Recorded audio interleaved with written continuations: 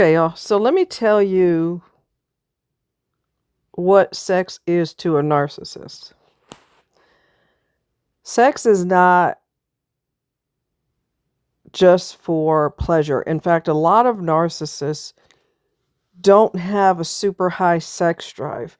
Even if they bang a lot of people, they don't have a high sex drive. That might be shocking to you, especially if you know that somebody bangs around, sleeps around, jumps around all the time. But sex to them is a tool that is used to manipulate people. They don't have a super high sex drive, and they may have a lot of partners. Now, don't get me wrong, it doesn't feel bad. They have nerve endings down there. They do get sensation from it. But it's a tool that is used to manipulate other people. So if you imagine a narcissist toolbox, it's loaded with lies, manipulation, cheating, gaslighting, telling you vehemently, this is how it went down. I don't know why you think it went down differently. And it's all gaslighting. It's all used to bend your brain. Well, sex is in that toolbox too, because it is used to manipulate people. It is used to make people fall in love with the person that I pretend to be if I am a narcissist. It is for manipulation. It is for trickery. It is for getting you to fall for who they pretend to be, and none of that is real. None of that's real. It sure seems like it in the beginning. It sure seems like it because they're actors and actresses. Even people in Hollywood directors would look at them and go, damn, that was a good performance. When you have been sneaky and manipulative your entire life, you're gonna get good at it because you don't know any different. This is your default setting if you're a narcissist or you're dealing with a narcissist. That is their default setting. Narcissism. And sex is used as a tool. It is a tool to manipulate people to fall in love with them and to crave them. It is a tool to feed their ego. Because when you ooh and ah for them in the bed and almost jump in the air and clap and bark like a seal, their ego is so excited. That is the ultimate supply. And narcs, they love to have supply. That is more important to them, or just as important as oxygen. You could tell they don't have a super high sex drive because when they're alone with you for extended periods of time, they can easily say, yeah, I really don't. I'm not in the mood. Men love sex. Love, love, love, love, love, love, love. It's their favorite thing in the world. They got tunnel vision. They love jumping inside somebody's tunnel. So if somebody who has testosterone and they are a man and they're saying no to sex, there could be something wrong with them. You got men laying up in a nursing home that couldn't get it up if they held it up with their hand. They're still flirting. They're still playing with the nurses. Hey, girl, hey, you look pretty good. Come back over here. You look good in them scrub pants. Come here, girl. You could be my nurse any day of the week. I'll pretend I'm having a heart attack so you could jump on top of me. Or I'll pretend I'm unconscious so you could do CPR. I want you to feel my chest. Oh, yeah, baby. I love the way you feel on top of me. They can't get it up. They're old. A lot of them are elderly. They can't get it up unless they pop a pill or hold it up with their hand. They can barely get it up then, but they're still trying. They're still trying to max somebody. So if you're with a partner, especially a man who normal men have a high sex drive, it's just how they roll, and they don't want you, and men consider sex the most important thing in the world next to making money, and they're saying no, It's because they don't have a high sex drive, and sex drive is used as a tool. You use the tool to finish a project. The project is to get somebody to fall in love with my fake personality if I'm a narc. I'm going to be kind. I'm going to be agreeable. I'm going to be pleasant. I'm going to give you the impression that the way it is now, baby, it's always going to be like this. I'm not going to be the prick that I turn into later. I'm going to pretend that I am the easiest person in the world to get along with. I'm going to be so agreeable that you're going to fall in love with me faster because there's no conflict. And I'm going to lay you real good. I don't really want to because I don't have a super high sex drive and it's more of a tool than enjoyment. But I do get I do get enjoyment out of getting my ego fed, so it doesn't really hurt my feelings to have you jumping in the air like a seal. But it's a tool. It's not a normal partner where they want to be intimate with you so that you are closer together, that you are bonded with each other, that you feel closer to each other. It strengthens your connection. None of that is true if you're being involved, you're sexually involved with the narcissist. They hate closeness. A lot of them don't like kissing. You know why? Because kissing is intimate, very intimate. They may do it in the beginning, and not every narcissist does the same thing. So don't come up in here talking about, well, my narc didn't do that. First of all, don't claim them as your narc. You don't want to claim something that's yours that's a horrible person. We need to lose the term my narc. Please don't, because you don't want that. You just don't. You want to get rid of them, okay? But anything, intent matters. Intent is everything. And the sex is designed to manipulate you. So they're getting supply out of it, if they know what they're doing, which you'd be surprised how many don't know what they're doing. But anyway, but they think they're the best in bed. Anyway, how are you the best? How the hell are you the best when you're a robot? It's like doing a mannequin. They don't look into your eyes. They don't hold your face. They don't whisper in your ear. They don't do any of that. And if they do, you could feel that it's fake. Like they've been watching too many movies or something, or reading too much Cosmo magazine. Okay? They're trying so hard to become this false image and this false person that you could feel that they're not connected to you. Your bodies are connected, but that person's nowhere near you.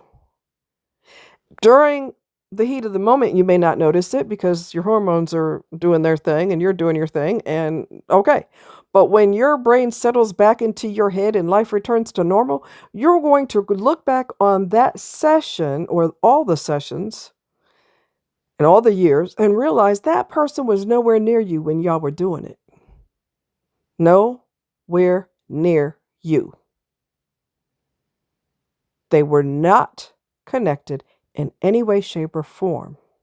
And you can sense that. It don't have nothing to do with you. It has to do with the fact that they are broken. When you're dealing with broken people, their behavior is broken. Their intent is broken. They don't have good intent.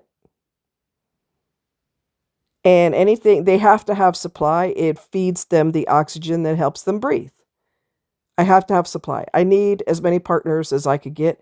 I need to manipulate as many people as I can. I want all the people that I'm begging lighting up my phone with text messages and phone calls. And how come I haven't heard from you? I miss you so much. Last night was so great. That's what they're hoping for. They need an audience. All of the people that they're doing, those are comprised of audience members. And they are all stage props to be played with until I'm tired of playing with you. Then I tuck you back over there and I'll bring you back out when I'm bored. It has nothing to do with you. It doesn't have anything to do with you are not a sexy person or you're not attractive or you don't have a great smile and the nicest, prettiest eyes a person's ever seen. Everybody has their own unique thing going on. It's not that you don't have any of those qualities. It's that you're dealing with a broken person whose intent is incorrect from the jump. I need you head over heels for me, the person I pretend to be. And I need you head over heels quick because I know my time is running out before the evil that I really am pops out. So when that pops out, I need you to be reluctant to leave because you already caught feelings for me. You've caught feelings for the fake person that I pretended to be. Warm, kind, loving, cracking jokes, making you laugh, being agreeable. Where do you want to go to lunch? Anywhere you want to go. Isn't that your favorite restaurant down the street? Yeah, well, let's go there. And it's always like that in the beginning, unless the person's an outright peckerhead, and some of them are in the beginning. Case in point, dude I met told me, I like your shirt. And then he couldn't leave it there. He said, I like your boobs in that shirt. That was 1000% unnecessary. He was also, I was sitting in his hotel room and he was trying to, not, it wasn't like that. And he was trying to make me lay next to him. And he was trying to, when we go places, trying to hold my hand against my will. He's trying to force. Do you not know how this works? It has to be mutual and it has to be organic. It cannot be, this what you gonna do. You're gonna hold my hand. That's what you're gonna do. I had somebody do that a long time ago. Went on a date and we were in the movie theater. And he just grabs my hand out of nowhere, holding it. I didn't want him holding my hand. That was awkward. Because I'm not feeling you like that. And you can't make somebody feel for you like that. It has to be organic. It has to happen mutually. It has to happen on its own. Guys are awkward as hell because they're trying to make something happen that's not naturally happening on its own. And it's just, ugh. You know? One guy had kissed me after the date, and it was like kissing a St. Bernard. Ew!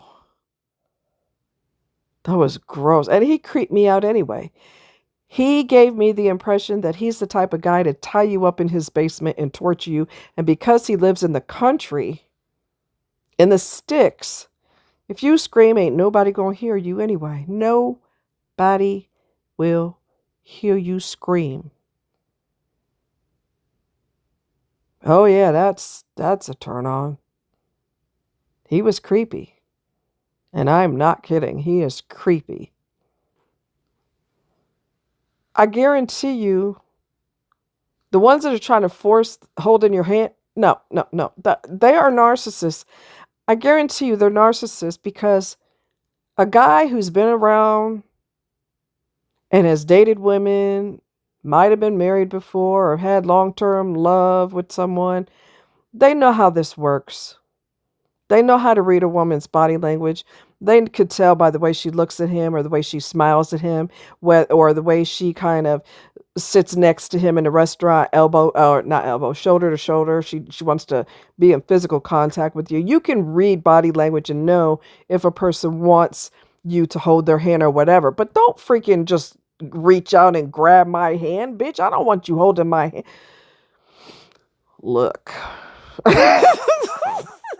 It's almost like oh no. Oh no, it's kind of forceful. Not forceful in an aggressive way, but nonverbals. Oh, you're gonna hold my hand. No, I don't like that. It's not mutual. Pack. I'm trying to say buddy, but I got my words screwed up. That ain't nothing new. Stop laughing. It's not funny. Um, my words do get screwed up sometimes. Thank you, fibro, my freaking alga. Pain in my aska. Anyway, don't force it. Ew.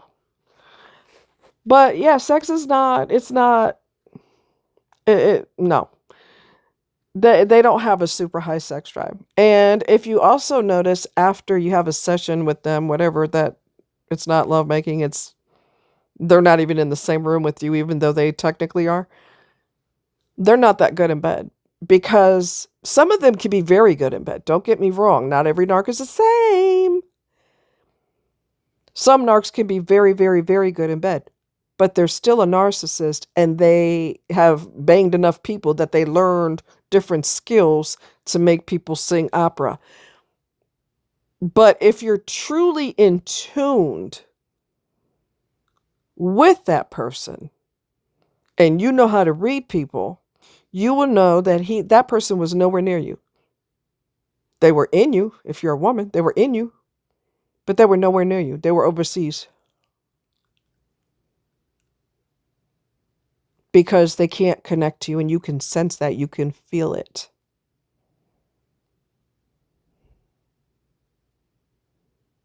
You can feel it.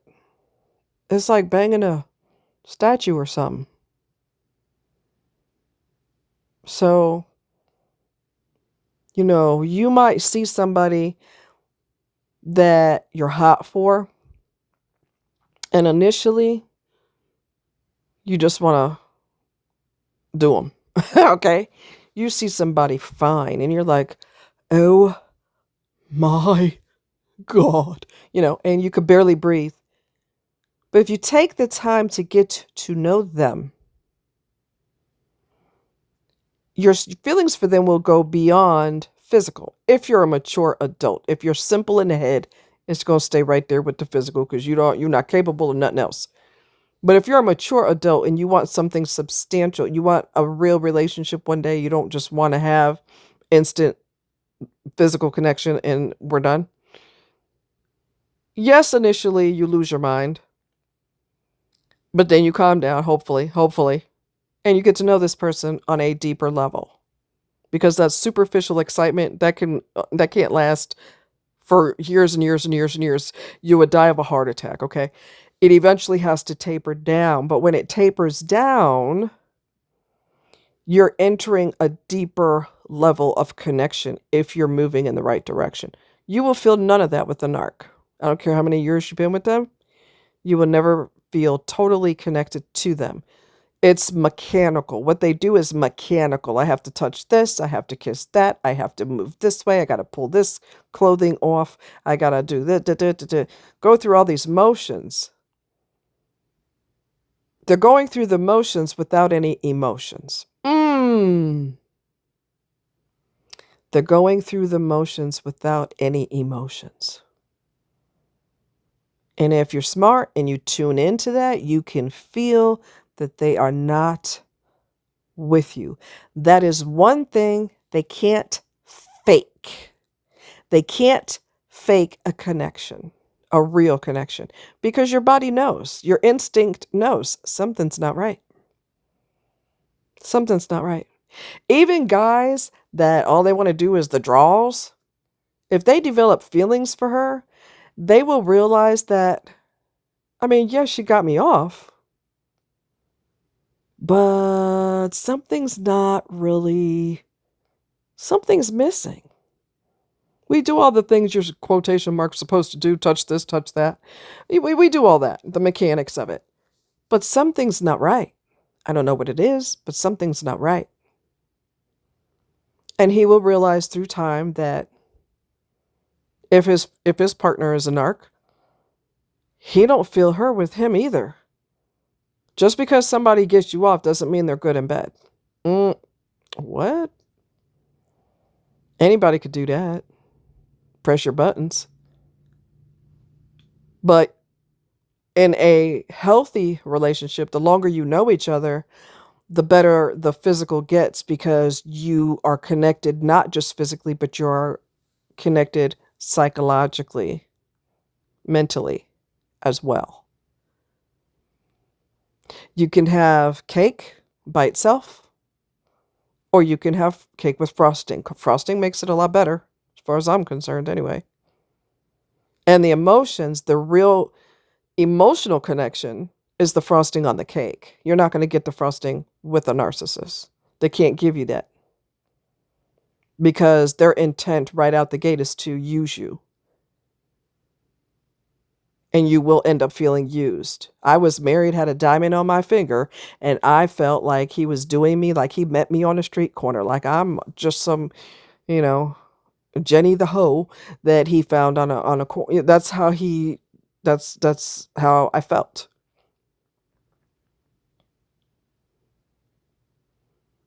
and that's a really bad feeling. And that's the reason I've told women for years, don't don't get it twisted. Don't think that just because you said vows, just because the person put a ring on your finger, just because there was a great reception and family came and friends came and it was all wonderful,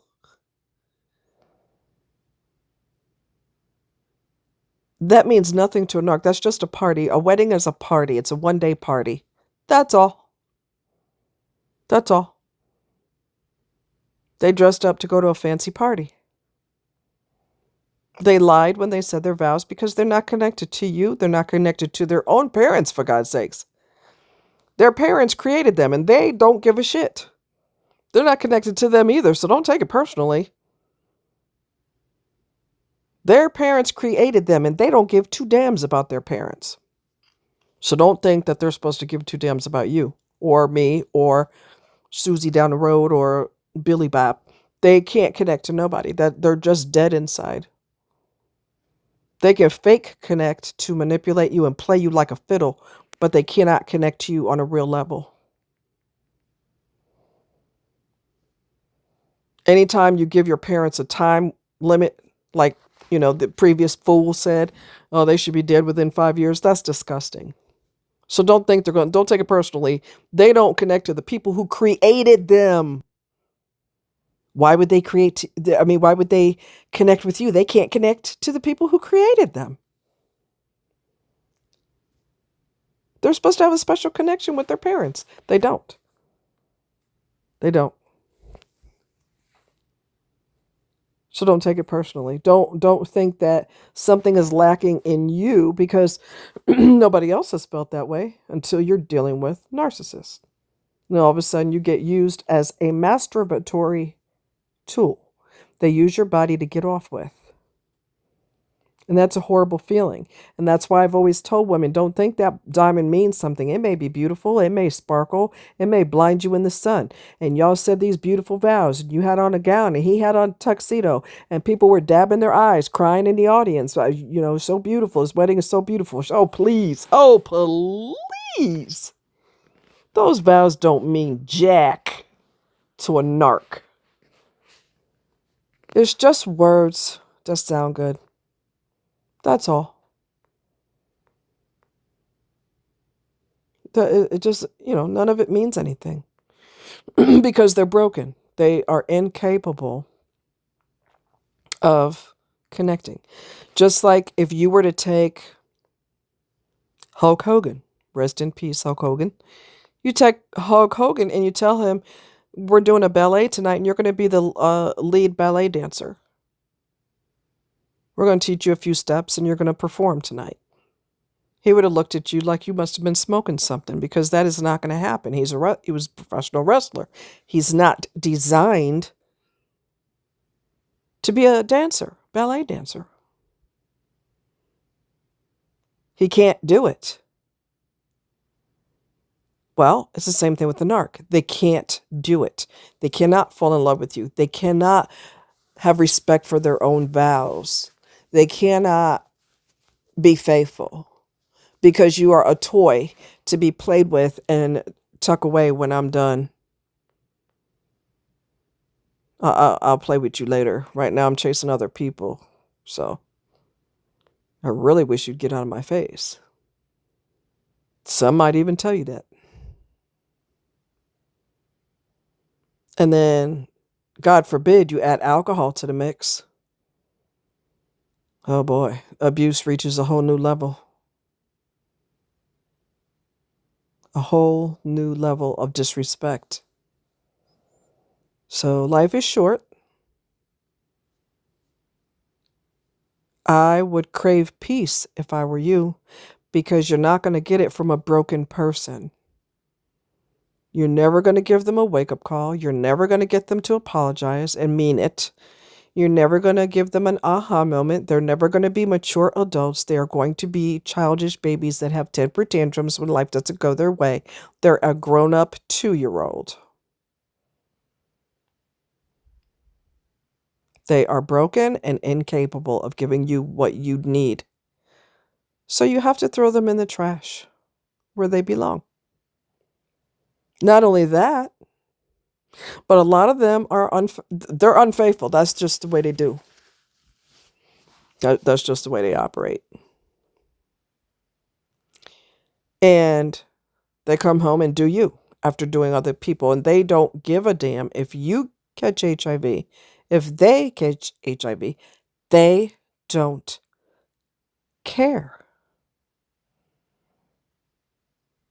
At least they got their junk off. Got their cookies off. They got their jollies. And some of them will deliberately give HIV to their partner. I'm not going down by myself. You're going to get it too. And the fact that they're banging around, sleeping around, jumping up and down on every Tom, Dick, Harry, Sally, and Sue, and they don't care. If you catch something, come on now. Stop holding on. You're clinging to a monster.